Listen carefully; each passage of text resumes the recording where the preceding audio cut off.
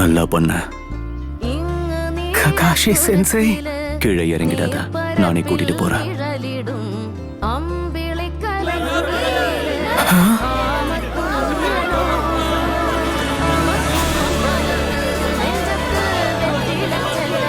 ஒருவனு காத்துக்கிட்டு இருக்காங்க.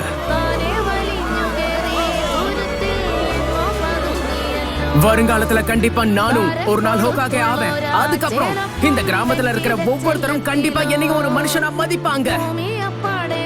நம்ம கண்ணு முன்னாடியே ஒரு ஹீரோ அவதரிச்சுட்டான்.